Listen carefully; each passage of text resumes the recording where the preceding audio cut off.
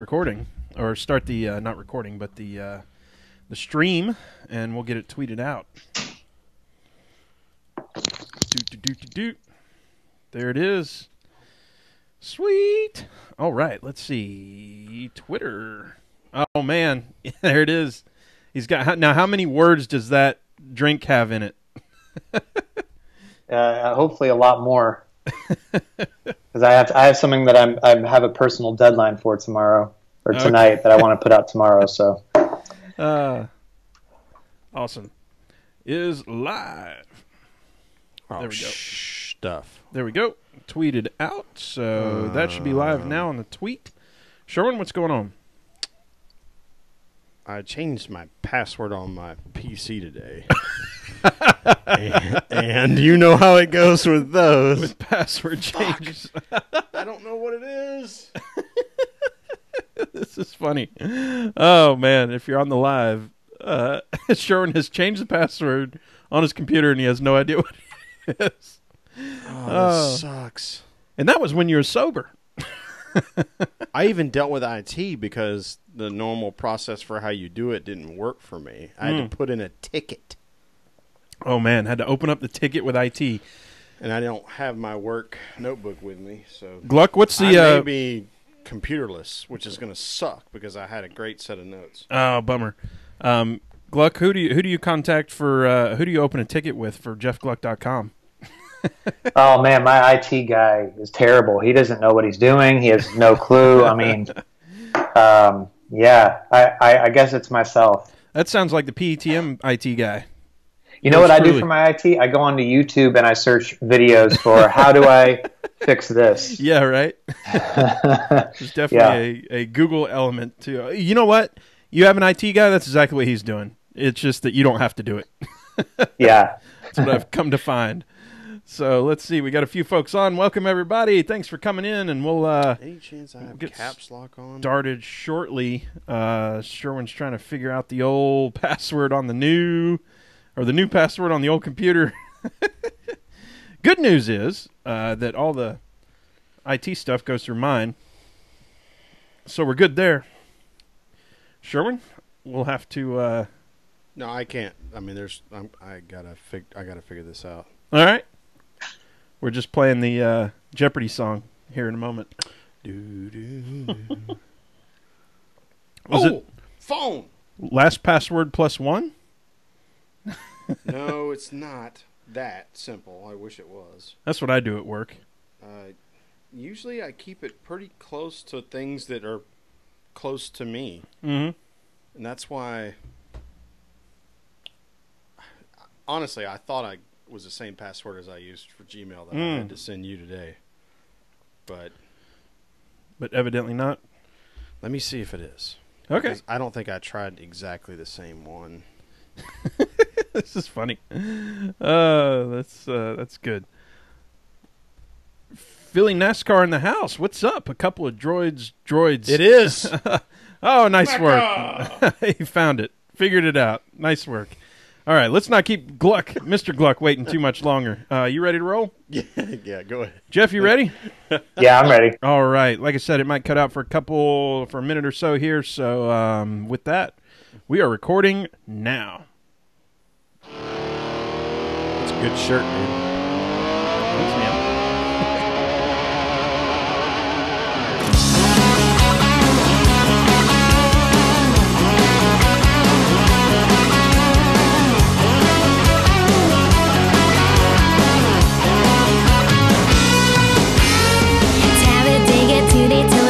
Charlotte, it's an way NASCAR. That's right. This is Pre-Game Engineer Tailgate Mayor Racing Podcast, episode number 124. It's Thursday, December 7th, 2017. I'm Tailgate Mayor Rusty Wallace, joined in the PTM Podcast studio with Pre-Game Engineer Andrew Sherwin. What's up, dude? I think I've been as excited with anticipation I could possibly be. And I've been behaving that way. It's probably been annoying. Possibly.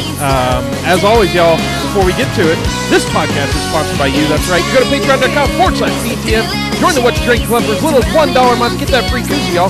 Best part is, every since 2017, we're donating to sponsored drivers. Join the PTM Posse today. Be a part of the sport you love.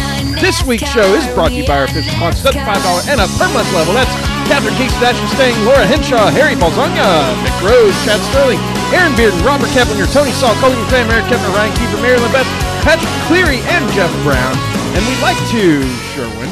we'd like to welcome on our show today one of our patrons himself, which is, That's right. It's very odd to say, but our returning guests, you know what we say about returning guests, Sherwin? We did not piss them off. Oh yeah, those are the ones we I think officially call like alumni. Yeah. You're an alumni now, Mr. Jeff Glueck of JeffGlueck.com. I have to say it, dude. That I have as much fun saying it as I hope you do. Yeah, absolutely. And you know what's fun about it is that, like, I guess you guys are sort of my bosses, or some of my bosses on Patreon, and I'm your bosses on Patreon. Right. So I'm glad to see that you guys are working hard. This is just like an employee visit. Now I get to be your boss, checking on you to see how you guys are doing. Uh-oh. Well, we're drinking on the job, buddy. Ruh-roh. Yeah. Sorry to say. Maybe some boozing on the job. That'll happen. Before we get started, Mr. Glueck, what'd you bring for us today? What you drinking? So in true Portland style, I have a last sip of my latte that I just got. I was dragging a little bit this afternoon, and Sarah and I went across the street, and I got a Muscovado soy latte. This is true Portland. I know you guys were hoping that I would come with some sort of craft brew or something like that. No, dude, but, it's keep Portland weird. What the hell is a Muscovado? Is that a thing? I don't know, but Sarah's been big on that flavor. They don't have like normal flavors there, of course, because it's Portland. Everything's weird. So this is what I got, and this is keeping me. I have a self-imposed writing deadline later tonight for a feature story that I'm working on. So after this, I'm going to get dinner, and then hopefully I might even have to have more coffee. I don't know, but at least I'm jacked up for the show, so that's a good thing, right? Well, as probably like your 1/40,000th boss here, this very low percentage will forgive you for a slight delay on the deadline there, if you will. Sherwin, what you got today? So in keeping with our sort of trying to have a theme to what we're drinking, I know Glueck has a relationship with Colorado because his parents live there now. He's tweeted multiple times about being a Broncos fan. So what I've got here is the Breckenridge Brewery Mango Mosaic, which is like a kind of a tropical IPA. Excellent. Yeah, I've been into those lately. Man, I just went America today. I got my Ryan Truex, thank you, sir, for the shirt. Oh, that's a great shirt. Got the Eldora hat. I've got a Miller Lite in the can. And on deck is that Jim Beam, like just America. Yeah. Oh, well, yeah, I guess I didn't list it all. And then later we're going to get into this stolen whiskey that I discovered. Stolen whiskey, You know, I'm a sucker for branding. Yeah, and marketing, Good. packaging. So that'll be fun. Somebody's like scratched something out and then wrote stolen. We stole this. It's XXX on it. Well, Mr. Glueck, how you been? How you doing? How's the off-season treating you so far? Really good. I've been great. I mean, this is wrapping up the best year of my life. I hate to kind of say that because, there's still time left. So I don't want to be like jinxing it and be like, this has been the best year of my life. And then there's like still 3 weeks left. And I'm like, oh, geez. So I'm saying at least so far, but this has been a crazy year. And it's just kind of, I don't know, it's kind of, my head's still spinning a little bit, but we are now. I'm still trying to work hard because I feel more pressure in this off season maybe than I've ever felt, just because it's like people are still paying. So I mean, nobody said on Patreon or something like, well, we demand content every day, but I'm like, well, people are still paying. It's not like they're expecting me to just be like, okay, thanks for the money for 2 months and not do anything. So yeah. I did a podcast with Brant James yesterday. I wrote something on Monday and Tuesday. I got this feature story I'm working on. Stuff like that. I'm trying to stay busy, I guess. I hear you. It is episode number 124. We've been talking about the car number that associates with that episode number, and once we rolled over to the hundreds, we didn't start till like episode 48 or so we still got something to talk about. And holy crap, car number 24 is today, so you're on for car number 24. You can't talk about driver 24 without Gordon, obviously, and by that I mean Cecil Gordon, of course. 373 races in the 24. He didn't have any wins over 17 years between the 60s and 80s. Sherwin, obviously that's who we got to talk about. Quick shout out to clearly that's the most important driver of the 24 the car. most important Gordon of the 24 car. Shout out to Brock Beard, last car on Brock. 112,908 laps over 449 career races. He led 23 of those 112,000 laps. Most of his career, he was a driver owner. He did some crew work for Childress and Travis Carter. Passed away in 2006. We'll go hats off and drinks up. Yes, sir, for Mr. Cecil Gordon. Coincidentally, he's not related to that other Gordon character at all. But to give you a quick full circle on the 24, I thought this was heartfelt and fun for me. Jeff, when you had Sherwin on your podcast, it was at Darlington. I found out as we were packing up the truck to go to Darlington that my grandmother passed away, and I had to like unpack everything and go take care of all that.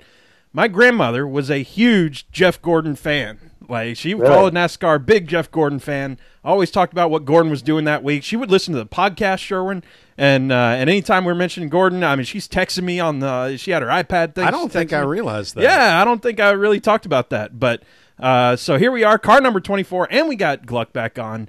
I think the stat that you know, the way that we've been talking about the car numbers, we talk about number of wins and stuff.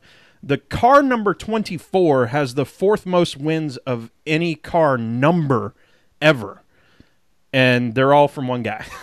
See, and that's why you know that, like, it's not Hall of Fame that you're talking about.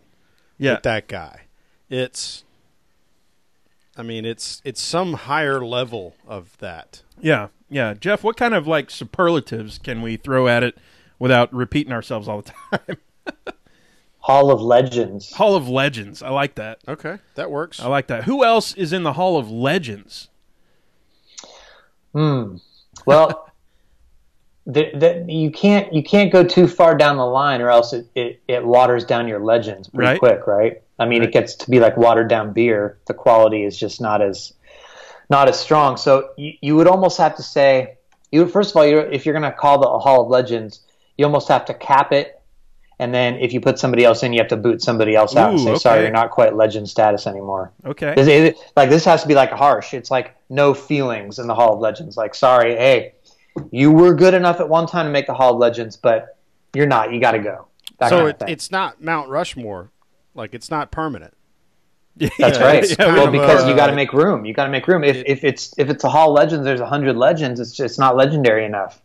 I like it. 100%. Ooh, yeah, right. Early on, starting off early. There we go. Yeah. With that's the drinking word here. It's like Pee-wee's Playhouse, but instead of screaming, we got to drink to it on the 100% rule there. Yeah, that's great. Maybe that'll be our Jeff. That'll be in our next episode together. If he doesn't get so pissed off that he doesn't want to be on after this one, but it'll be the Hall of Legends. Maybe top 12. 12 sounds like a good number there. And of course, Chase Elliott, 72 races so far in the 24 with no wins. How long into 2018, Jeff, until Chase gets that win?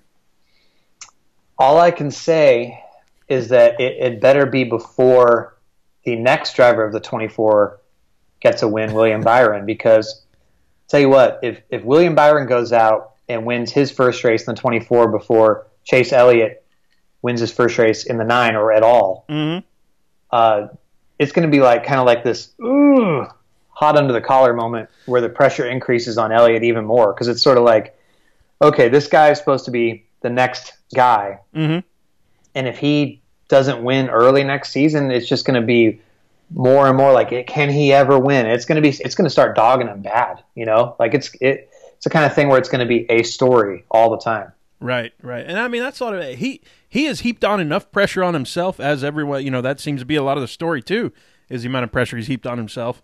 And I mean, I can't imagine that just sort of sort of self-perpetuating and continuing to grow. But yeah, we'll see. Sherwin, you wrote down a couple notes. The first one you wrote down, the word integrity was one of them, and you wanted to talk about that with Mr. Glueck. Tell us what that is.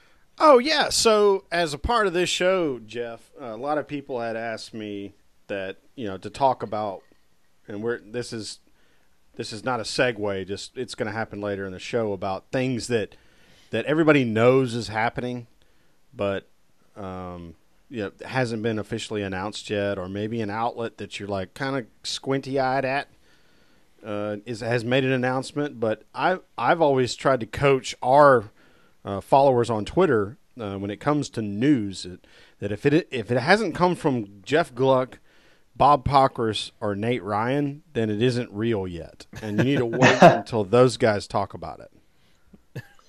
Well, that's tough. I mean, there's certain situations where you can't, like, okay, let's say my first thought was like the Tony Stewart, Kevin Ward stuff all those years ago, or a few years ago, right? Mm-hmm. Ooh, yeah, like, that was rough.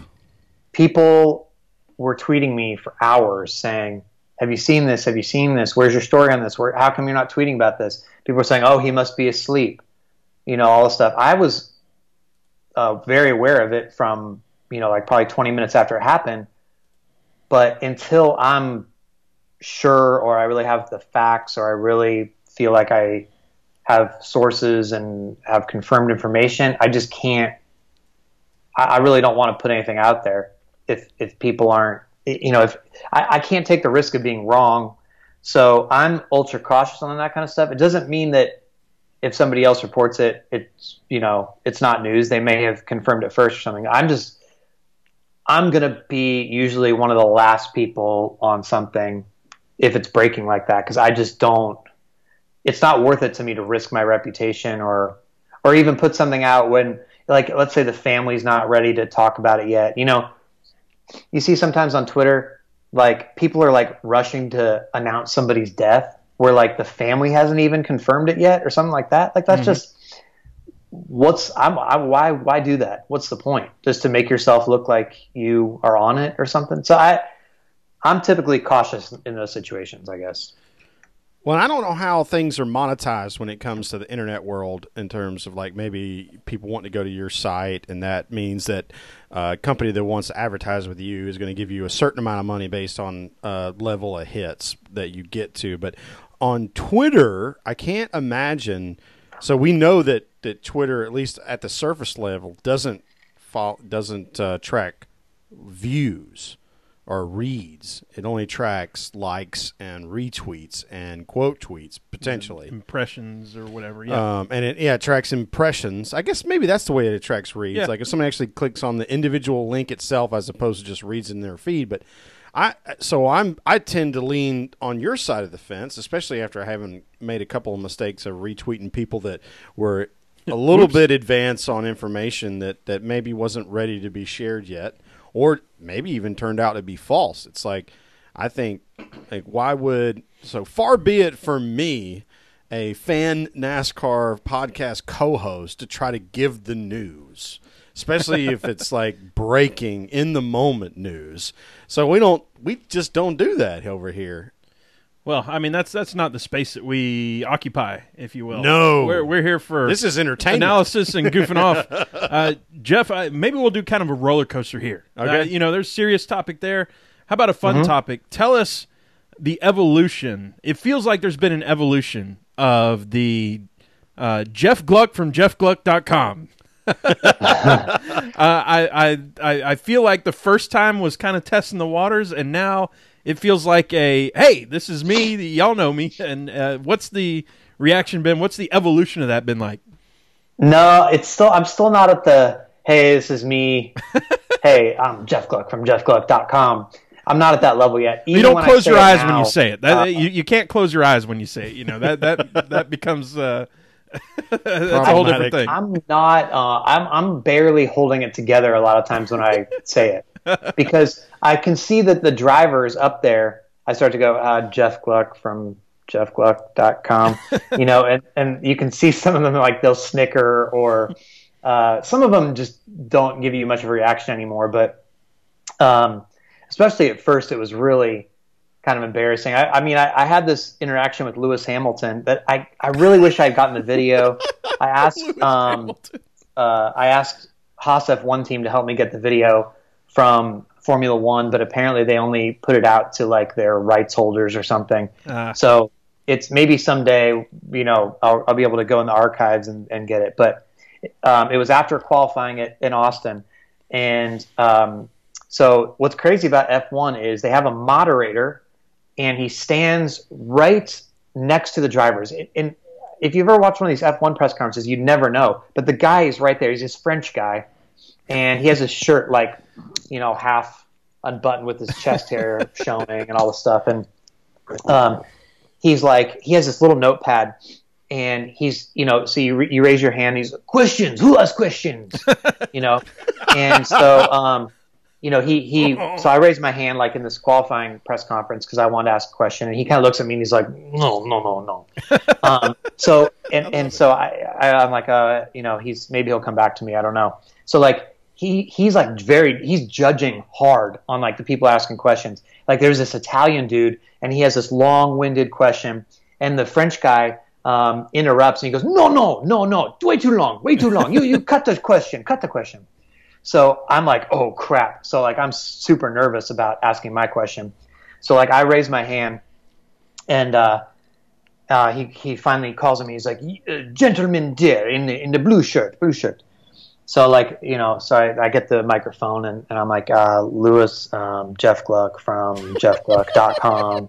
And, I was like super nervous, and I start asking my question, and Lewis is like, hold on there, mate. Hold on. What did you say that the name of your website was?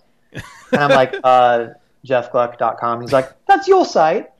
And I'm like, yeah, it is. And like all the like the foreign reporters like start laughing in the press conference and stuff.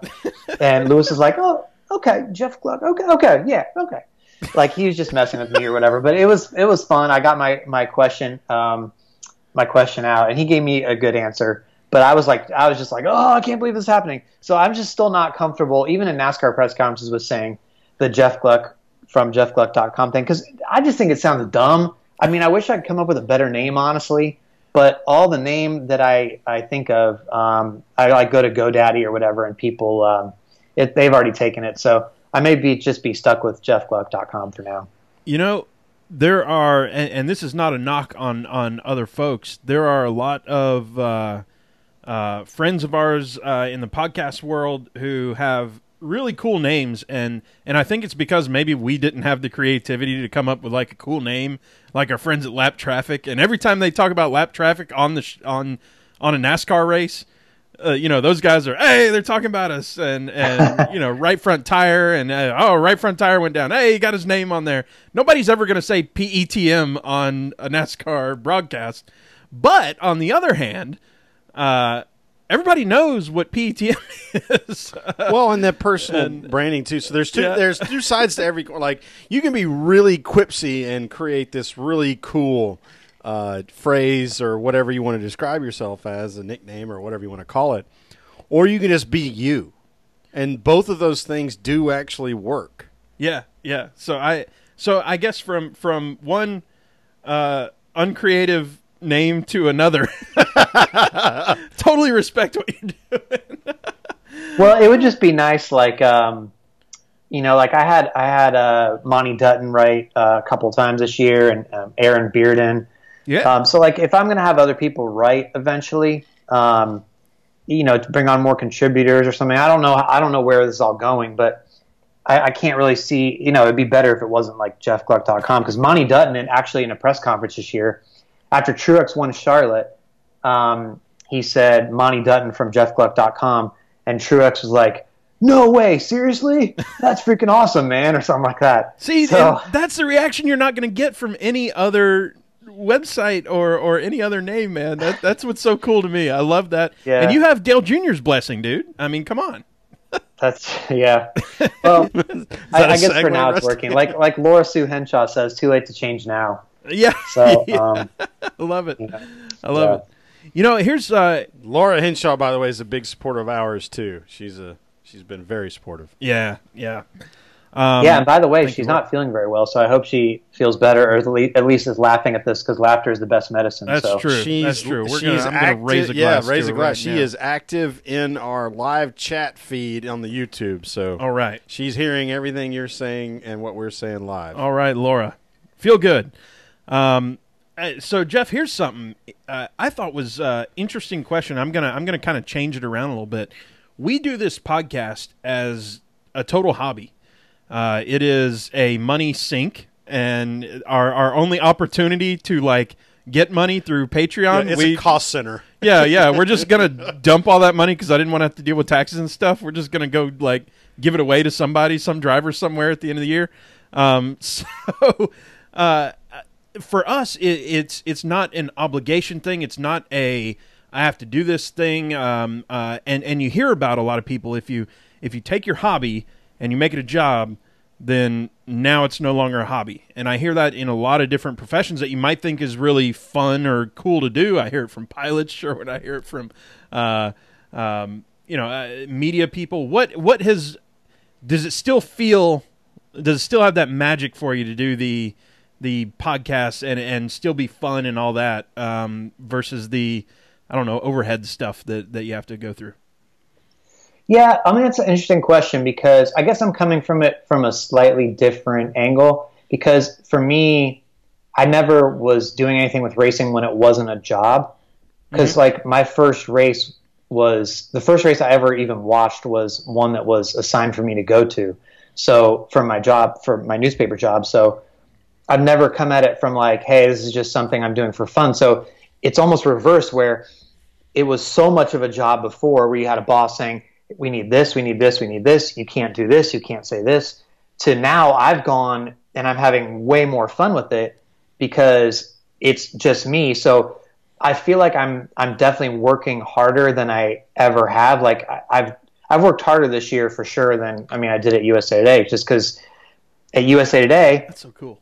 You get your assignments and you say, okay, what is expected of me? And you do that, you fulfill your assignments, and then you're done.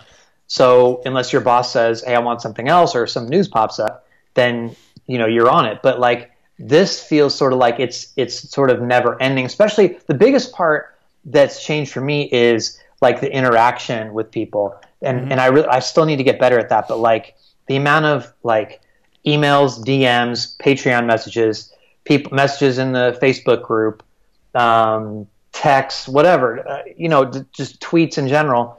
I feel like I'm never sort of keeping up with that. I'm always behind. I'm always trying to like catch up on thank you notes to new patrons, or contact people and answer questions, or pop into the Facebook group and say, hey, this is what's going on. Oh, thanks for that awesome comment. Like you left 2 days ago and I didn't see it till now. I'm so sorry.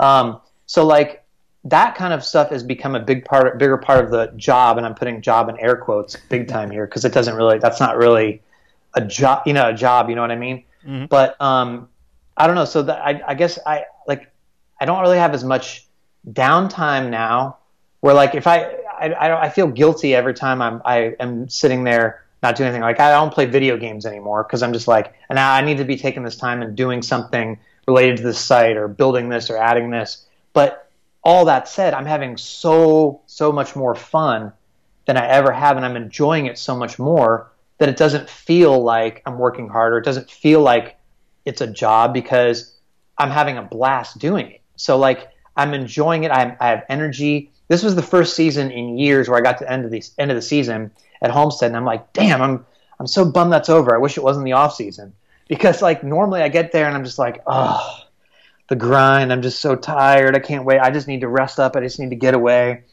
And now I went into it this year and I'm like, man, that was fun. I wish that wasn't over. Like I really liked it. So anyway, man, that's cool.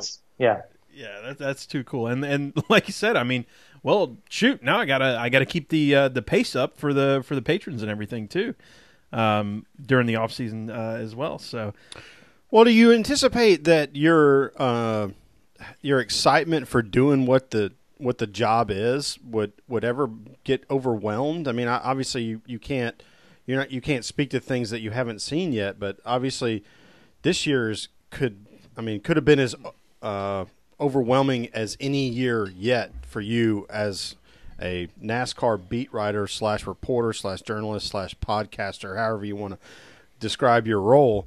Do you anticipate you might hit a wall? Because it feels like you have more enthusiasm than you've ever had, and you were a guy that started with so much enthusiasm, like people wanted to pay your salary.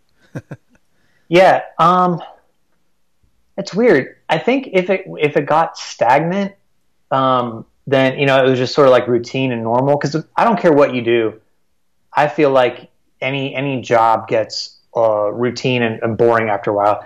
If let's say you were an actor, going to the Oscars, and the first time you went to the Oscars, you'd be like, "Oh my God, this is unbelievable! I cannot believe I'm at the Oscars. Like, are you kidding me?"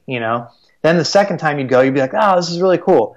But like, if you're like Jack Nicholson and you're going for like the 25th time, you're like, I got to get dressed up again, go to this, put on my fake smile for the cameras.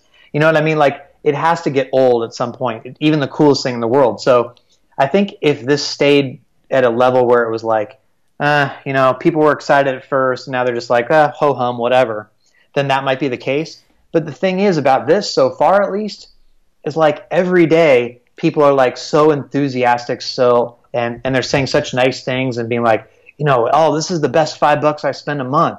And I'm like, are you serious? That's so awesome. Wow, that's like so nice. And it makes me like more energized and more motivated to like keep going even harder and better, because you like want to keep giving those people more and justifying it. And because you don't want them to be like, you know what? This guy, I feel like he's kind of cruising now. He's kind of on cruise control. Like it was fun for a little while. It was like this cool little novel idea, but that's probably it. I don't want them to feel that way, and I definitely don't feel that way myself. So it's just all the nice things that people have done this year, and just like the incredible kindness that people have shown. Like it keeps it from being at all even the slightest bit boring or routine or anything, because it's just like, this is crazy. Like, this is completely surreal, odd, strange experience. Like, why are people so nice? Man, I think it has to do with this particular community. On a much lesser, obviously monetary scale, but we started our Patreon account a year ago. It was December last year, and we say, and we said from the very beginning we're going to donate the money or whatever. But the whole thing is it's a sponsored by thing, and we're going to give out stickers and koozies and all that stuff. And I have not been able from like the third week in January through now, I have not been able to say the $5 and up per month sponsors, which I said I would always say at the beginning of the show, and so I have to do it now. I did not realize that I would not be able to say all of them in one breath ever, and so it's that I think and part it's of this, something of a running joke with our audience too. Oh yeah, because I mess it up. I reread it every time. To start off the show. It's not a pre-record. Only thing pre-recorded is Sydney Lett's "We Are NASCAR" song. That's the only thing we pre-record. But over the top of that is me trying to read these things and being fun. But yeah, it's. I think it's part of this community and part of this whole thing that is unique among the other sports around here. Speaking of some podcasts, Jeff, what other podcasts do you listen to? Are there fun ones out there that you're listening to on a weekly basis? So the number one podcast that is my favorite thing, sort of, and it's sort of what I modeled my enther thing after, is the PETM podcast. Yep, thank you, sir. All right, well done. Thank you, everybody. We'll talk to you next week. Jeff Glueck. All right. No, it's cool. I had to. Sorry. It's fine. It's this podcast. Rob has a podcast. It's Survivor and reality TV podcast. So what was really cool about this was like so I would listen to his podcast. He breaks down Survivor episodes. Okay. He breaks down each one, called the Survivor Know-It-Alls, and then after somebody gets voted off each week, he has the person that just got voted off come on his podcast. And it's like sort of his community is like the knowledgeable Survivor fans, and a lot of people that end up going on Survivor are like the people that have studied his strategy talk and listened to his podcast. So it's really, really cool. and fun to listen to him. And so anyway, so he would talk about being a patron. He'd say, hey, if you want to become a patron of the podcast. So I had started giving him $5 a month because I was just like, wow, I listen to like his podcast at least twice a week. So, I'll chip in $5 a month and keep it going or whatever. So that was really sort of the inspiration for this podcast or for my website, for doing Patreon and everything. I thought, well, if he could do that, maybe I could do that for NASCAR, because he was basically survivor journalism in some cases. And so I had reached out to him. I sent him an email, and before, like, I think this is early last January, and I was like, hey, this is what I'm thinking of doing. This is what I'm getting ready to do. Yep. And if you have any tips on Patreon or anything like that, I'd love to hear them. And I wasn't really expecting to hear back, but he not only emailed me back, he said, hey, I'd love to get on the phone with you and talk to you about this.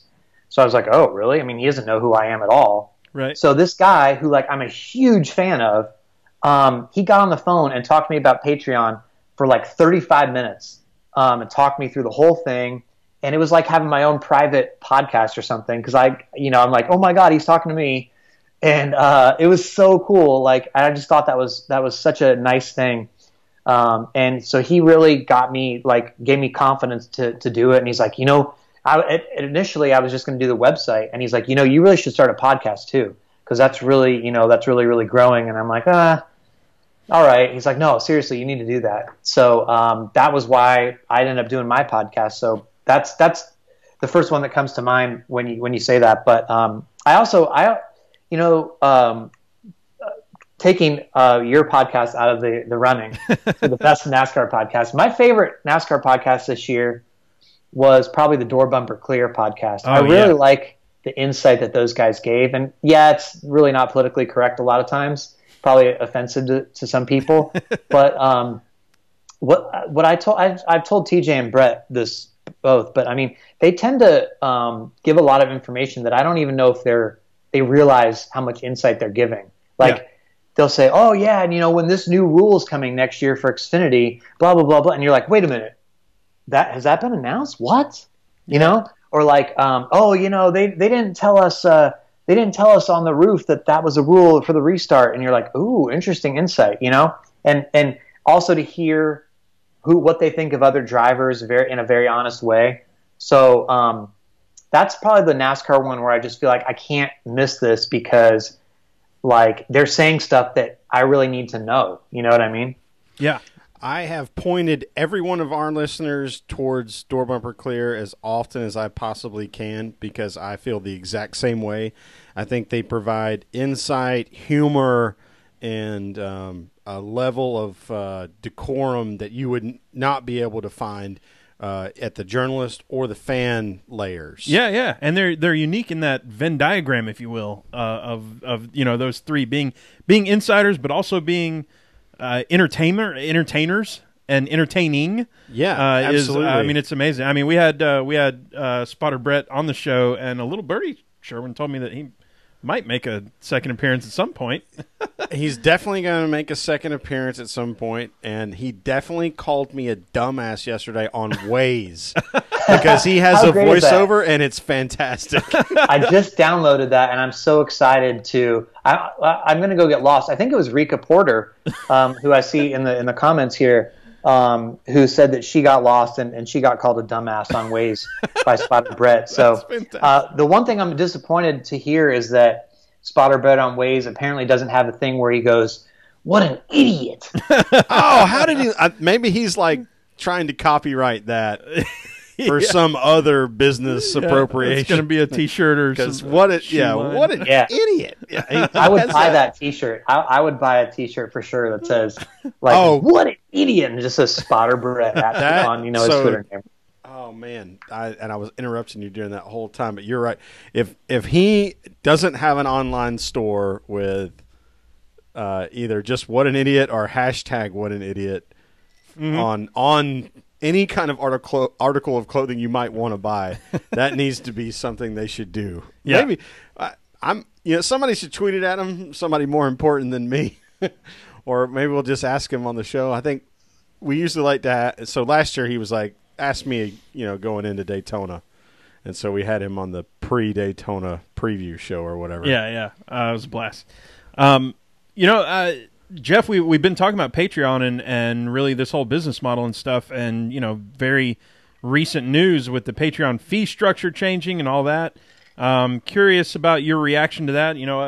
Both of us being on Patreon, again, you for a living, us for a kind of hobby here, trying to promote the community. Yeah, and the wider audience that you appeal to means a wider potential pool of bosses. How does that influence your behavior and what I guess just your thoughts on this whole thing? Yeah, I was disappointed for sure. Basically, what they did, for those who haven't heard about this, is basically right now, if you pledge to PETM Podcast or you pledge to me, whatever. So I was getting probably about 90%, I think, of the money that's pledged. Patreon takes 5% because it's like the same as if you go to GoFundMe or Kickstarter or something like that. They're taking fees because they're the platform for it. So that's understandable. But then there's credit card processing fees that would range from 5 to 7% or whatever. Well, Patreon now is, in an attempt to give more money to the creators to get it up to 95%, they're charging the patrons for those credit card fees. They're still taking their 5%, but then they're going to charge 35 cents plus 2.9%. Mm-hmm. So the problem with that is there's a lot of the creators out there who are really dependent on the smaller level donations, like people that are $1 a month, $2 a month. Yeah. So now those people are going to be getting charged $1.40 a month if you're $1. So that's a big deal, because if you are somebody that can only afford $1 a month to sign up to support a creator on Patreon, and then they're well, now it's going to be $1.40 a month. And, personally, I would rather take that cost myself. Even if I'm getting less money, I don't want my patrons they're already being so nice by doing this in the first place. I don't want them to have to pay more. And I'd rather just try to go get more patrons and make up for the money than have Patreon say, oh, congrats, all those people that are being so nice to you, we're going to charge them. At least give me the option to decline that. But I saw that Patreon is getting killed on Twitter, absolutely killed. And a lot of the creators are posting screenshots of their pledges getting deleted today. I don't know if you guys have lost any of your pledges, but I definitely have. Not a ton compared to it seems like other creators, but I think 7 people deleted their pledges today, and then a couple more reduced. But the good thing is people are being so nice about it at the same time, where I had a lot of patrons say, hey, we're going to actually increase our pledges to try to make up for the people that are deleting. Oh, that's cool. So that was really, really cool, because that offset my thing. But I just think in general, why, the patrons are basically your customers. Don't make your customers pay an additional fee when they're already paying for a product, right? I mean, I don't know. It seems dumb. So for me, I think you've probably seen this one too. There's the exit surveys. I think you've talked about it on your blog posts and stuff before. And we see the $1 and $2 a month folks who, the exit survey will just say something like, my financial situation changed. Meaning, I just can't afford to, or this isn't in my discretionary budget anymore, if you will. And the fact that comes from a $2 a month type of person means that if you're going to charge, 20% more to that person, that happens sooner. And so I'm not sure that Patreon realizes how big a deal that sort of sponsorship level is, and that's a bummer. And especially, again, for you who's, doing this for a living. It's hard to, it's hard to justify that. And it is good to see them getting, pounded on Twitter, and maybe they will, I don't know. Like you said, give us the option. And I wonder how many people are actually going to, Patreon still feels like one of those pioneering sort of sites that a lot of the people who are on it are just wholesome and would be in the same sort of category that we all are, which is, give me the option, and I'll just say, yeah, I'll take the hit, and let them feel good about donating whatever they can, and then we'll deal with the rest. Mm-hmm. Yeah. Well, go ahead. I'm sorry. So I wouldn't expect you to be a nonprofit person, Jeff, because you have, part of having a job is having a social life, and those things cost money, especially when you have a woman in your life. But or a partner, I should say. It doesn't matter. It doesn't have to be a woman. It could, however you do it. But I think one of the cool things about some of the charities and the way they've been able to organize, because they're such big organizations, is they do give the giver an option on how they want to manage the way the money's spent. For instance, I set up a Movember account in the name of PETM. We didn't do as well as I'd hoped, but we did raise some money, and that was great. But it allows you to pay the fee, so that if you say, I want to check the $25 or the $100 or $50 or $3 box, you can also check the box to say, I'd like to pay the handling fee, so that what actually goes to the charity is the dollar figure that, the whole dollar figure that I checked that I wanted to give. That is something Patreon should probably look at, particularly because they move so much money. And on the flip side of this, what I'd like to say is I have participated in GoFundMe accounts. They're at the 87% level to who actually gets the money. I contributed to the Super Troopers 2 GoFundMe. I think I contributed at the $35 level. But that's something Patreon should probably consider, and maybe that's some feedback. So if somebody like you, Jeff, you have almost 1,000 patrons, I would expect that they might reach out to somebody like you for an opinion, and at that time you could provide them the feedback. Hey, give me the option to reject, and give the patrons the option to accept the extra fees. Mm-hmm. That's a great point. And when you were saying that, I was kind of thinking about, there's been some, I can't remember what the service is, but it's one of these memorial type sites, or when somebody's been, has cancer or something really bad. And you get an option, like you said, would you like to pay the processing fee on this or whatever, or help cover this fee? So it'd be nice if give the checkbox, the Patreon on Patreon, and just say, okay, would you like to cover this creator's fee or whatever? But Laura, I see Laura in the comments is saying they've made the decision and she's fine with it, and we should move on. Oh, perfect. All right, we can move on. Thank you, Laura, for the feedback. I'm in. Yeah. So let's move to the questions from the PTM posse here. We got a bunch of them, so might as well get started. Mick Rose. Jeff, I hope you were have more than an hour of availability, because I think we got way more than an hour of content. We'll see. We'll play it by ear here. Yeah, here we go. Mick Rose at GoDucks42 _Mick. He asked, for the 2018 season, should NASCAR stay away from applying the sticky stuff on the track or still experiment with it? Mick, I love the boogers. Grip boogers. Yep, I love the boogers. Jeff, where you at? I think they should keep trying to see what they can do with it. Especially at a place like Bristol, that kind of made it a good race. Mm-hmm. They just they don't always apply it in the right way, though. I mean, that whole New Hampshire thing where they told the drivers, we know what's best or whatever, and then they finally listened. And wasn't it Texas or somewhere where this is going off the sticky stuff, but the tire dragon, they dragged the bottom. Oh, yeah. They dragged the preferred line. It's like, what are you doing? Yeah, they're already going to be down there. Drag the upper groove and get them to go there. I don't know why they would do that, but I think keep going with it. See what you can do. Don't just give up. I'm with you on the boogers, and I want the official policy for NASCAR to be is ask Junior where to put the tire dragon. There you go. I seem to remember it was the Bristol truck race, I think, was a great race, or it was enhanced with the boogers, the VHT, whatever, deal. And then it was I don't think they reapplied. It was the very first one, and they didn't reapply. And so by the time Cup race came around, blah, blah, blah. But I remember there being a great truck race with that, and especially toward the end with people having both lines. And it was so weird. It was the we we have the track. We have too many lines right now. We got to grind it down and not get the lines. Now we got to put down the boogers so we get the other line back. What are you doing? Figure something out. I was like, listen to somebody that does drugs go, well, you take the coke to you do the coke to put the edges back on. You do take the pot to get the edges back off. You round the corners off. No, I'm kidding.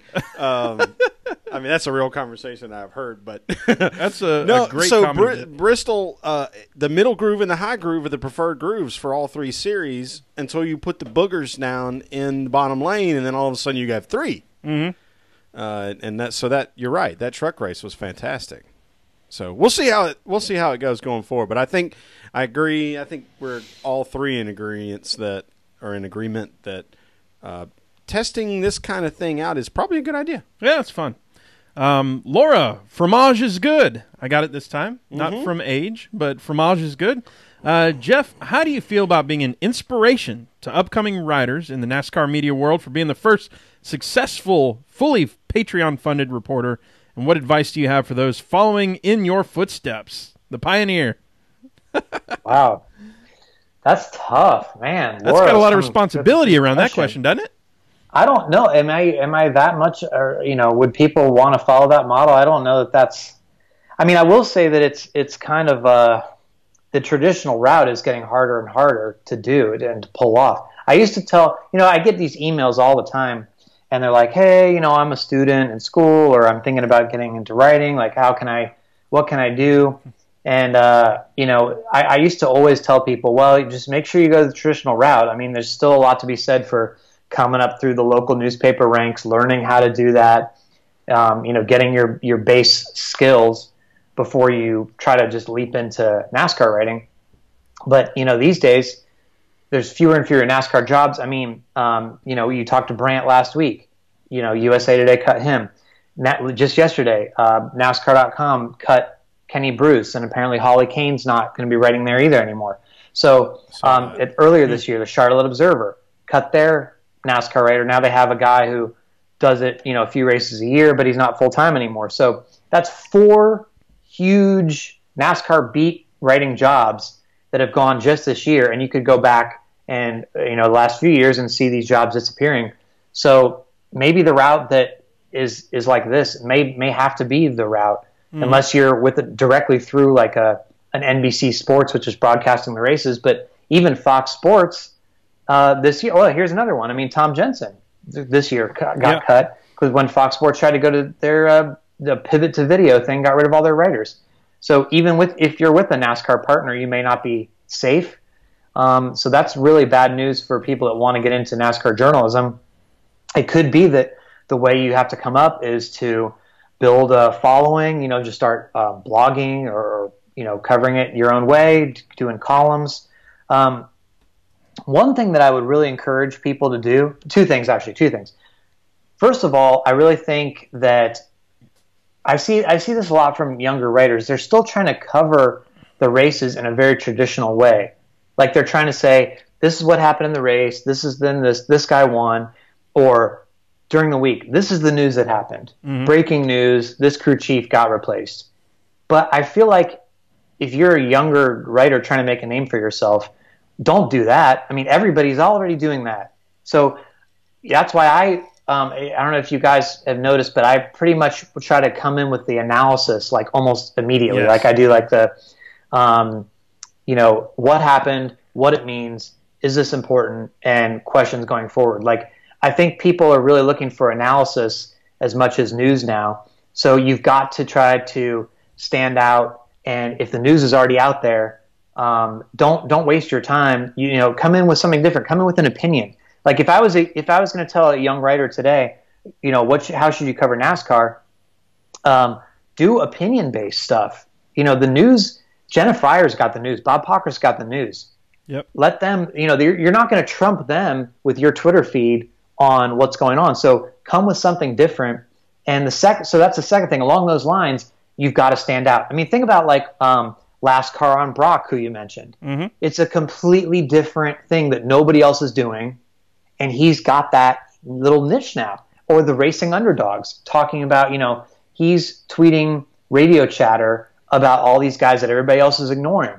So try to do something where nobody else is talking about. Like, Why not make a site just devoted to how Chase Elliott's doing and do all Chase Elliott stuff, like 100% Chase Elliott stuff? Where are all the driver-specific sort of news sites? I see some driver-specific Twitter feeds, like Kane updates or Larson updates, but how about a website or a blog that's just about that, and you make your niche off that? I mean, I don't know if there's enough fans to support one thing like that anymore, but just try to be different, try to be creative. That's the advice I would give. Well, I think that's fantastic, and I think you're not wrong there. And I think there are enough fans in those different spaces that they would totally enjoy those different bubbles or buckets of information regarding this, those specific parts of a race. I think this is a perfect segue based on some of the things you gave in your response to our second edition of the Let's Talk Society segment of the PETM podcast, and that is, how out of control is, in quotes, your opinion is wrong? I stole that from the Orange Cone bubble on social media. And what I mean by that is, how in the world have we allowed ourselves to get to a place where fact and opinion are considered on the same plane of things, and how do you deal with it? So let me try to answer this from a journalist standpoint, because I think this is sort of where it all started getting blurred. Maybe not, but I feel like at least for me it has been. So let's say in whether it's sports or news or whatever, it used to be that the media of the world had enough support to have a news reporter and then a columnist. So like, let's say you had your, even for football, so you had your Dallas Cowboys beat writer, and their job was for the newspaper to write all facts, news stories, this happened, injuries, whatever. Now, and then you had a columnist who would come in and all they would write is opinions. Now, as the media industry has shrunk, whether it's politics or sports or whatever, those same people who report the news are being called upon to give their opinions on that same news. So that's getting into very, very tricky territory, because as consumers of the news, as readers, you're like, well, wait a minute, is this person giving me this from a factual basis, from a straight up fair basis, or is this an analysis in quotes where they're sort of giving a news analysis, they're saying what it means, but it's still mostly factual, or is this opinion? And so for a while, the news industry, what they were trying to do is give you little code words as readers.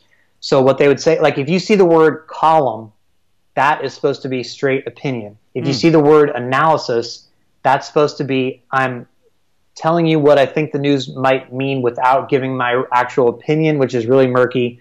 And then news is supposed to be news. But that line has continued to get blurred and blurred and blurred.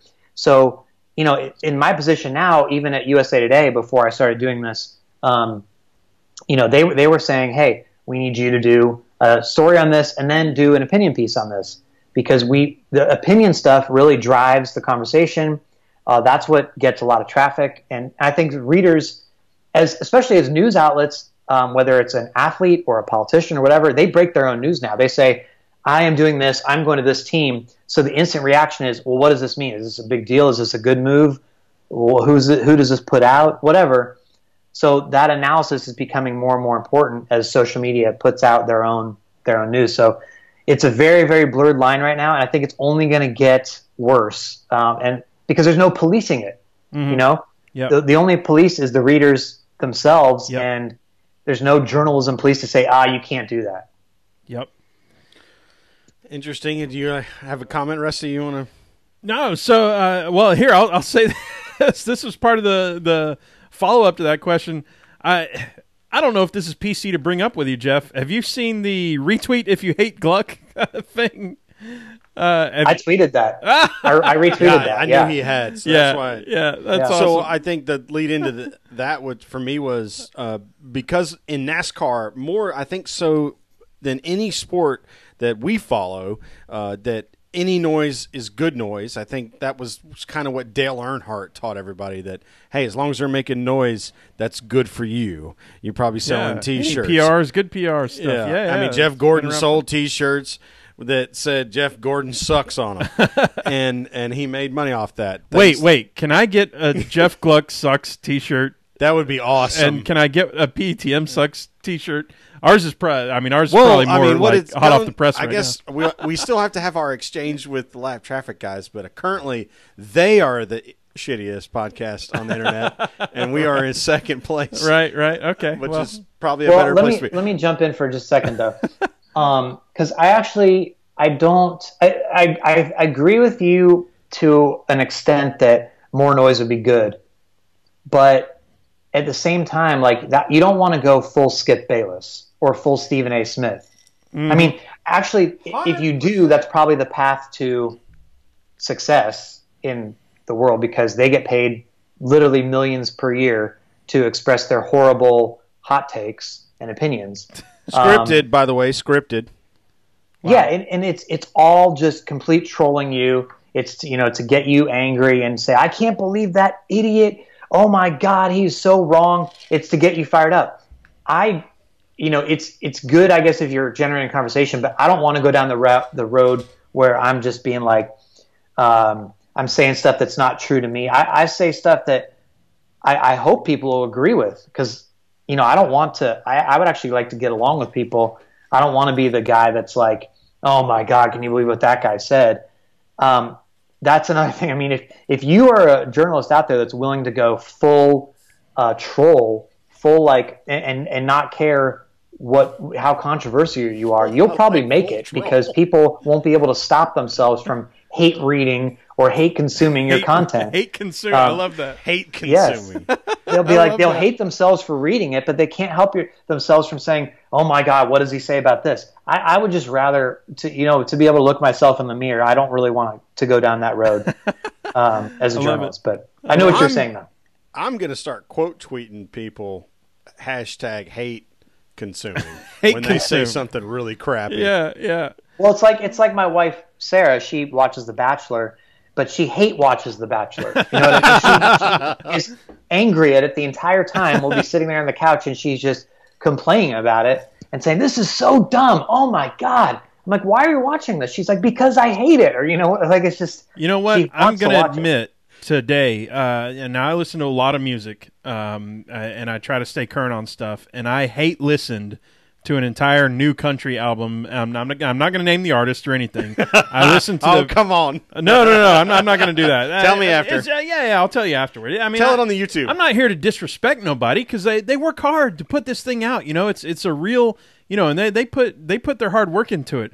But boy, this album sucked. All right, y'all. As soon as we sign off, as soon as we sign off on the audio recording, we'll let you know what Rusty was talking about. We got a question from. All right, now did we get any of the brand? Oh, we'll get to him in just a moment. We have a rundown. Yeah, we got the rundown here, and he's been giving me crap on the YouTube comments here, and I got to say it right. Andrew Kansian.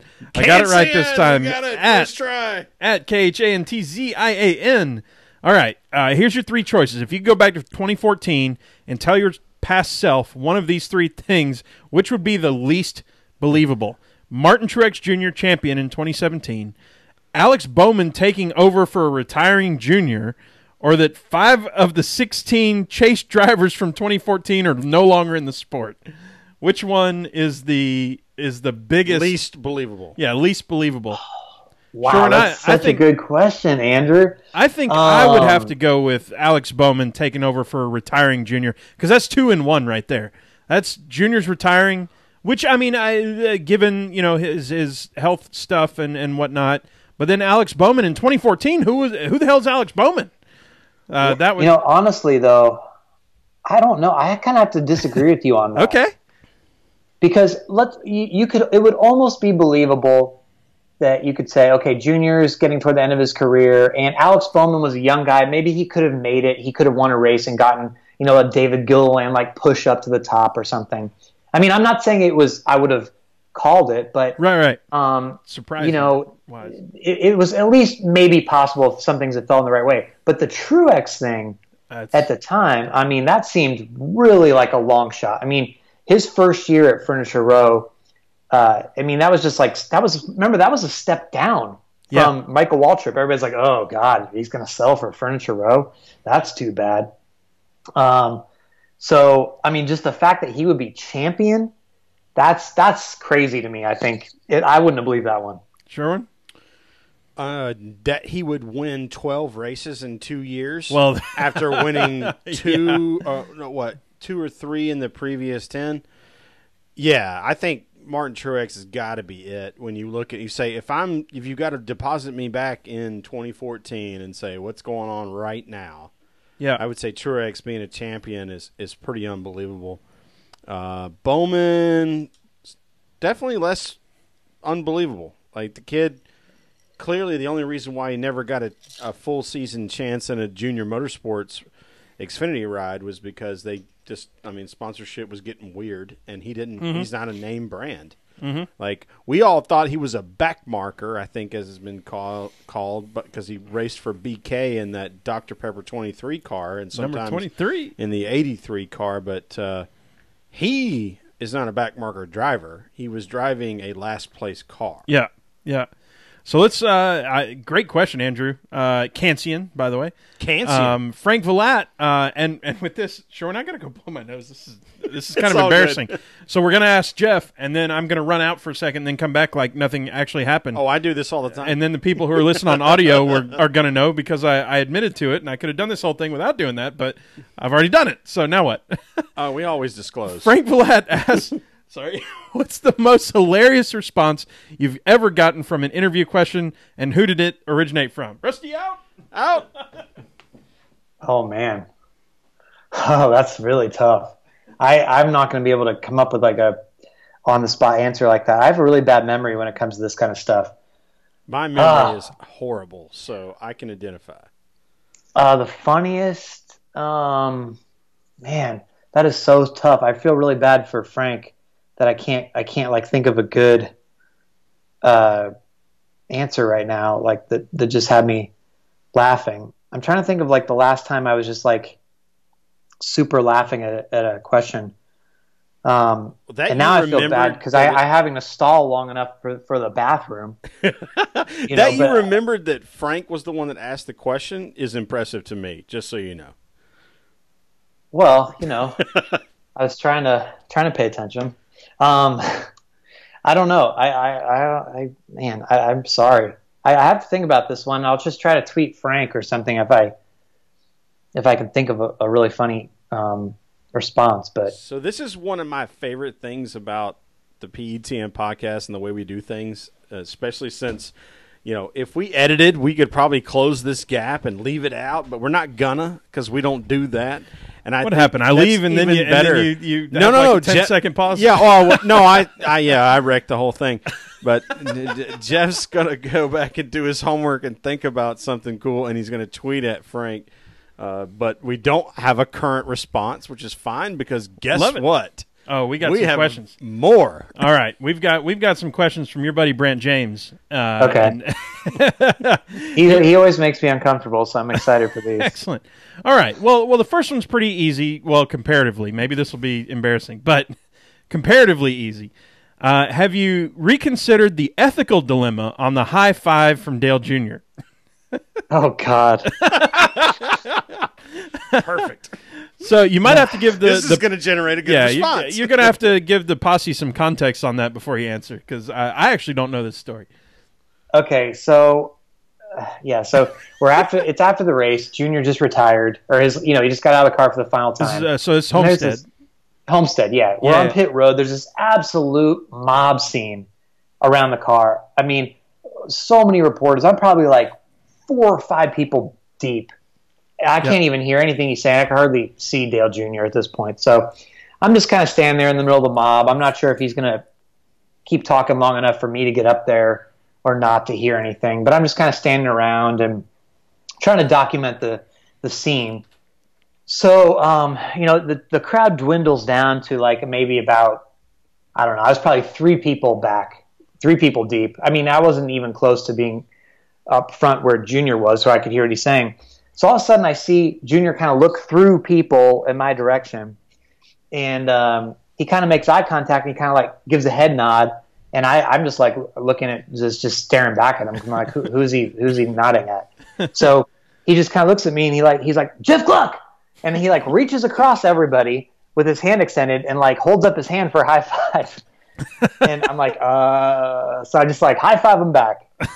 So I'm like, oh my God, this is like, because you're not supposed to go like high five the interview subjects or, hug an interview subject or something like along those lines. Or, you're supposed to be as impartial as possible. So to be standing there with a group of media, all around cameras and Dale Jr.'s, sees you and high fives you, on the one hand, you're just like, wow, that is insanely awesome. I can't believe that just happened. You know what I mean? Like, how have I gotten to this point in my life where Dale Jr. is getting out of his car and going for the high five? But at the same time, you're like, oh God, oh no, well, this is ethically not the right territory, or not the right path to be on here. So I think he was a couple beers in, maybe.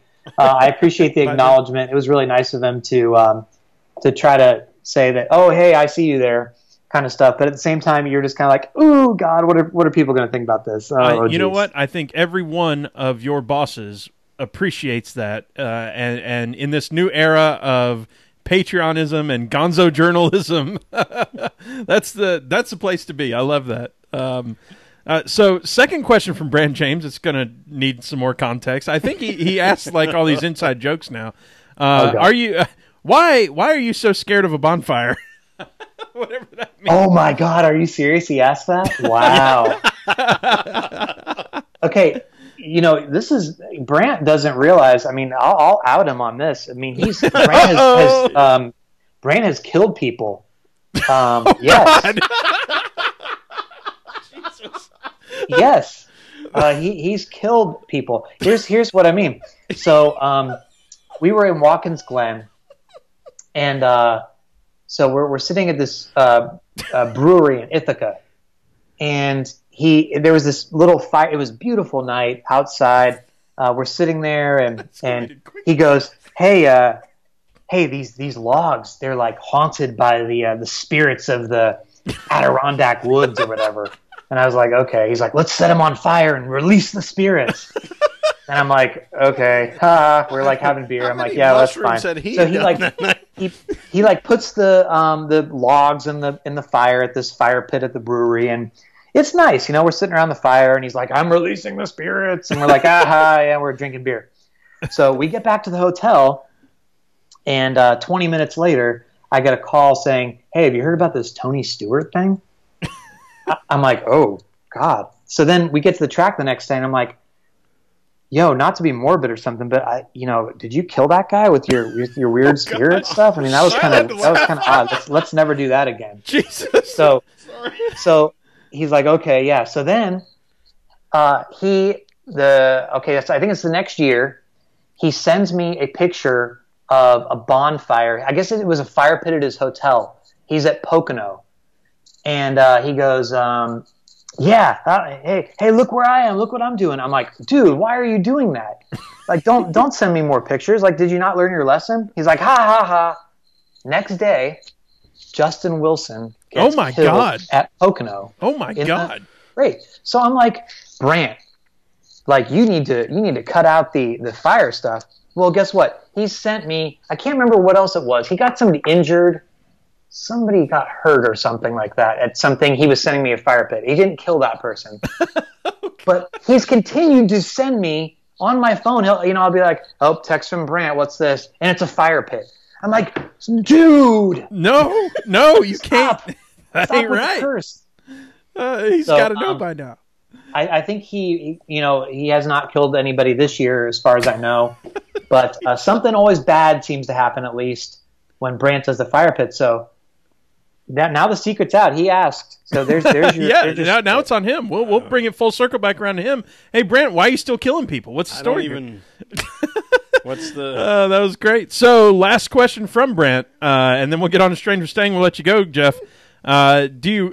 He says, do you really like those disgusting green drinks that he drinks? Like, that's kind of begging the question a little bit, right? Disgusting green drinks, I guess. But does he? Does Jeff Glueck really like those disgusting green drinks? Well, here's the thing. Okay, if he's talking about like these like juice things that I'll bring sometimes to the track. Then it's like veggie-ish kind of juice. So, if you eat at the racetrack, you will probably die if you just eat all their food. So what happened was, this is a true story. Hopefully this is not TMI as far as my like medical information or something. But I have like high cholesterol runs in my family. So they put me on like cholesterol medicine a couple years ago.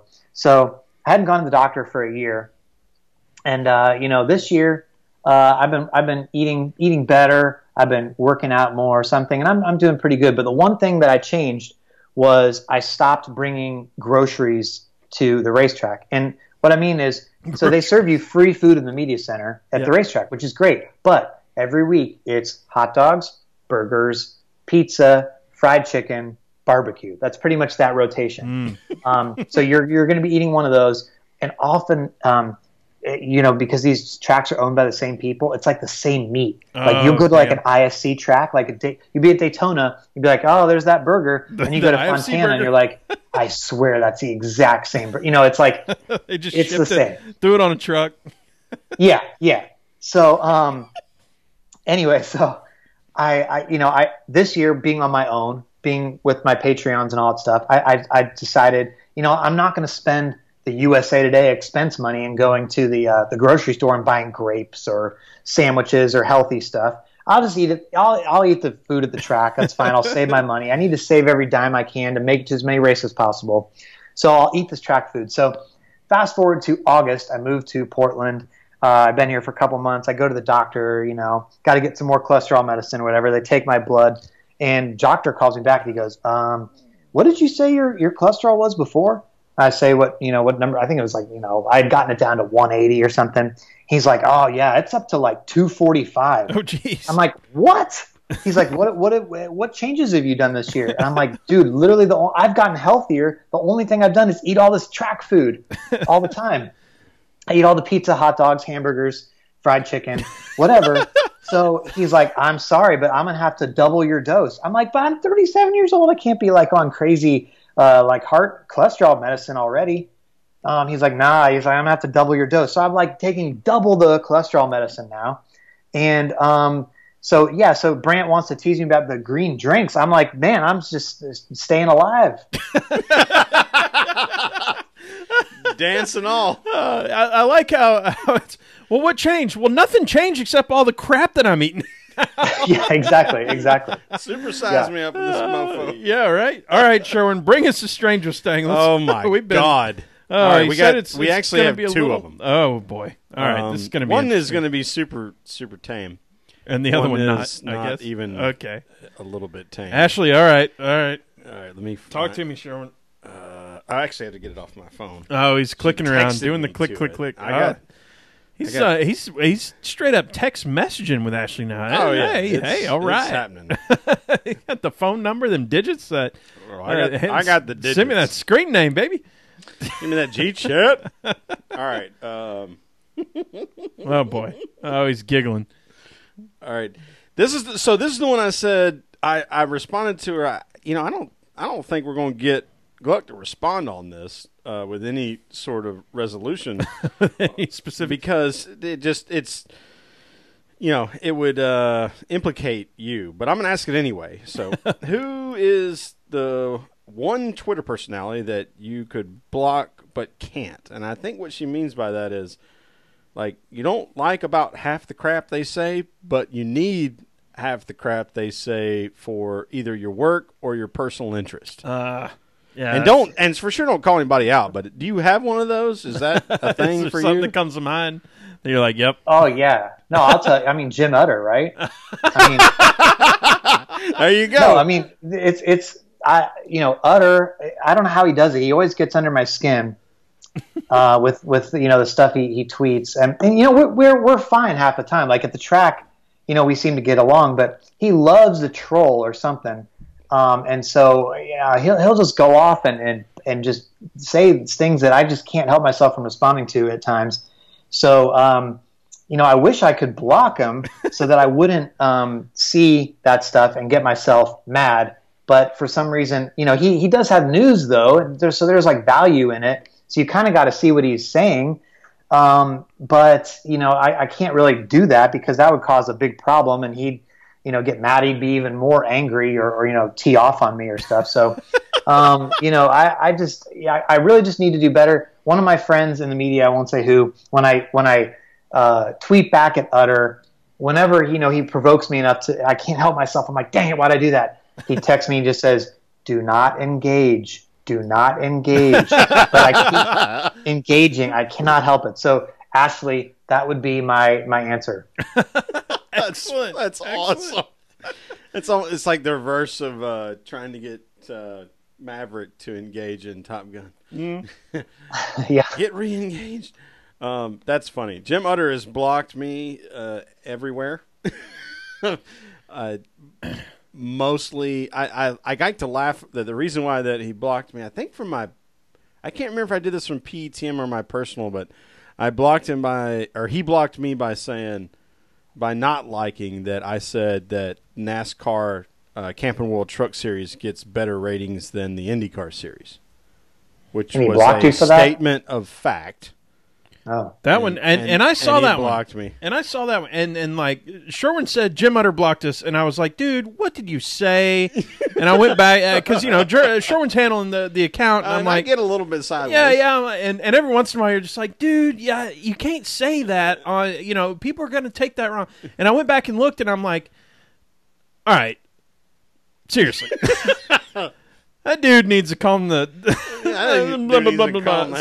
yeah. So I was in Sherwin camp on that one. So, right. If you ever want to hear some of his perspective on that, I actually got him to do the social spotlight. I thought it was you. Yeah. I thought it was you. I listened to it twice. Yeah, I listened to it, and I dude, it's not you. But I was yelling at.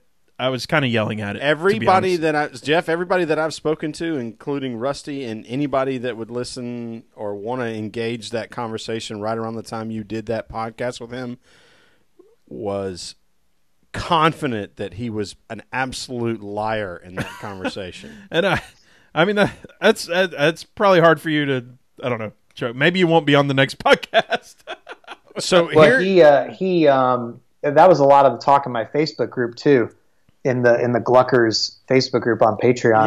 Yeah. They were like, oh, okay, we heard this, and all these people were like, I've never said anything, I never said anything bad, and I got blocked. And they were just going through one by one. They're like, that's not true. But he did say on the podcast that he's never blocked anybody without a reason, which maybe is not true based on the people that were saying that. But that was like a cool Twitter handle for a little while, right after I think it was your podcast or your interview that spurred that was like by Utter, why I got blocked by Utter or whatever. It was a hashtag. Oh, really? For a little bit. Oh, it was great. It was great listening to people or reading those. So anyway, all right. Part here's two. The one that really is boy. like, can you keep it between the ditches on this? Oh boy. Here goes nothing. All right. We apologize on behalf of.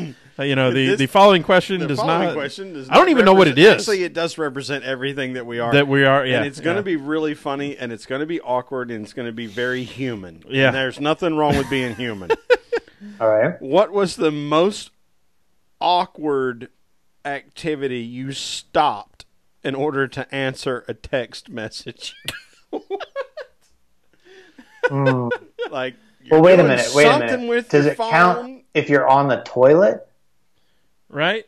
Well, that's one of them. Does that count as stopping it? I mean, if you stopped like wiping or something? I think that counts. Yeah. That's probably the mid-wipe, and you're like, that's wait. That's probably the most tame thing that.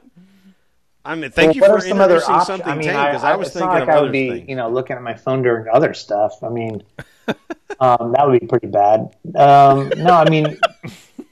I don't really. I mean, what are some of the things that you would nominate for reasons other than like taking a dump or something? Help me out here. What am I missing? So, because I don't have any problem embarrassing myself in this space, I have a work phone and I have a work laptop, So those, there's certain things you just don't look at with that, Right, with those devices, right? And I have a personal phone, and sometimes you look at things that maybe you don't want to talk about, and then sometimes like your mom texts you while you're doing that, and like that can suck a little bit. All right. No, that hasn't. No. Yeah. You're on your own on that one. So I'm a worse human than you, and that's okay. That's okay. I love think it. That, no, I would just have to nominate. I get a lot of work done in the bathroom. I mean, that's a lot of quiet time there that you don't usually get. So, one of the neat things about Skype is you can pick up your laptop with your headset on, and you can actually go take a dump. Well, that's while you're in a conference call. That's serious multitasking that I need to, start working on there. Well, like it depends on how big of an emergency it is, right? Well, dude, this has been like our longest episode and our weirdest in a long time, and strangest closing. Thank you, stranger, actually staying for that one. And and so what can I say other than Jeff? Close us out. Tell us what's going on, what you're up to, where we. Everybody knows where they can find you. Any closing comments? And, are you so pissed off you'd never be on the episode again? No, I had fun. I'm sad it's over, except that I told Sarah that I'd probably be an hour, and then we go to dinner. Oh, boy. Because it's 7:30 here on the Pacific Coast. And I told her to pick out a restaurant. And so she picked out a restaurant at like 6 p.m. She's like, I'm craving Mexican food. So she's had that thought of Mexican food in her head for an hour and a half. And now, so I'm worried that when I go out and open the door, what I'm going to be facing. Oh, so you're going to be in the doghouse. If I don't come back on the podcast, it may not be because I'm angry. It just may be because Brant James lit a fire and it resulted in my death. Well, send our condolences to Sarah for sure. Yeah, okay. Yeah. Tell her "Te amo, mi amor," and give her the the Mexican love song La Cucaracha. Okay. We love you, Sarah. All right. Margaritas. Thank you, Jeff, so much for being on. We've had an absolute blast. I hope to do it again. I enjoyed it. Thanks for having me. Sometime soon. And where, what's your you're going to be at Daytona, Atlanta? What's the story next year? Haven't really planned out too much yet. I mean, definitely Daytona. I'm going to the Chili Bowl in January, so that'll be good. That is awesome. On the list. Got my reservations for that. Mick Rose. Yeah. And yeah, definitely Daytona. I mean, I'll definitely do the whole West Coast swing because that's easy. Yeah. Probably Atlanta. So come see us. I'll see you guys there in the beer belt. Yes, sir. Absolutely. Yeah, buddy. The camo beer belts. You know how it is. All right, y'all. With that, we're going to close this out. Y'all know where to find him at Jeff_Glueck of JeffGlueck.com. And y'all know where to find us. We're going to bring this music up. It is the Pregame Engineer Tailgate Mayor Racing Podcast at PTM Podcast. You can find me, Tailgate Mayor, at Tailgate Mayor. And you can find me, Pregame Engineer, at Pregame Engineer. And we're going to talk to y'all. Hey, we're doing our thing. Actually, Sherwin, I need to talk about next week. Uh-oh. There might be an issue with next week. Oh, no. Well, I don't know. We'll figure something out. Okay. Something's going to happen. We'll figure it out. It's going to be crazy. Appreciate y'all being here. Headbanging over there. Oh, yeah, he's getting after it. Appreciate y'all being on, as always. Thank you for listening. Y'all have a good Christmas. Y'all have a good Christmas buying season. Surely we'll have an episode for him before Christmas. Yeah, get your mom and them. But you got to buy stuff now so you don't stress your ass out. You got to do it now. Get some gift cards. Get your thing going. Sydney, take us out. Buy one of those sweaters that's terrible. Or one from what is it, the Christmas Vacation. Cheddar was full. I love that one. Talk to y'all next week. Woo! It's found in the groove, it's the thrill of the chase. It's running on fumes in a checkered first place. We're stealing wheels and racing hard. We are NASCAR, we are NASCAR.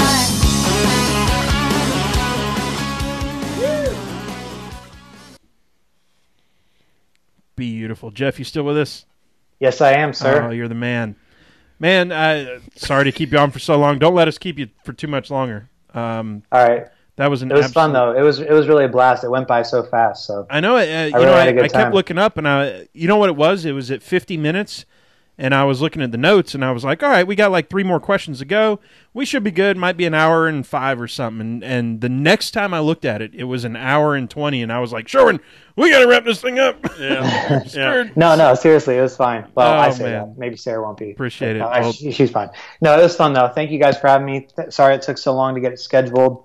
Thanks to everybody who listens and supports and all that stuff. And, it was fun. So Such a thanks. We'll do blast. it again sometime soon. Such a blast. Tell Sarah, just blame it all on us, actually. Just say these Blame it on a-holes. us. Can't wait to see you at It's a all good. racetrack in the near future, Jeff. And, Absolutely. And have fun at the Chili Bowl. love That's what going to be you're awesome. doing. I'm jealous. turbo Thanks, jealous guys. of the Chili Bowl. Thanks for all the support too, because seriously, I'll tweet out a podcast and nobody will have responded yet, and you guys are always like, hashtag now listening, or you're responding to it, and it it's the means a lot truth. that you consume that content it's and so listen much to fun. it and all that stuff. So So much fun to do that. Hey, we talked about it on the show, community. That's I don't like to be part of it. continue to listen So. to things that I don't like, and you haven't produced anything that I don't like. Yep. So I'm Yep. happy to support it for sure All right, man. and promote it's it. a lot.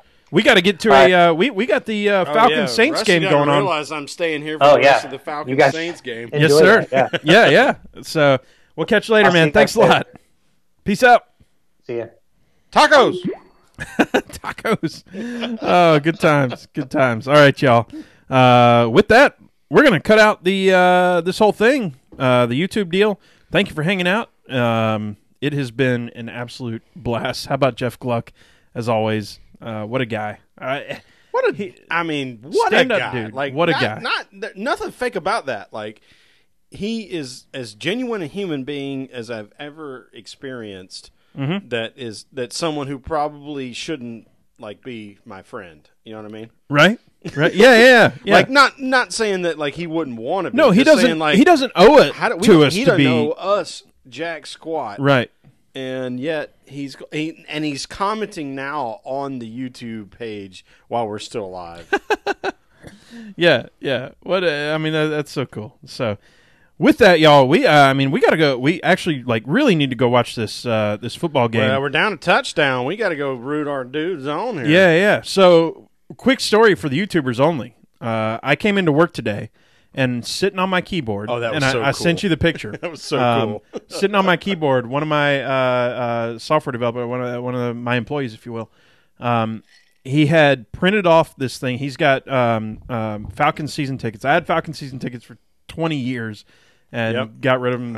I was 5 fortunate years ago enough or to so. get to go to 4 or 5 games. Yeah. So ended up he's got Falcons season tickets.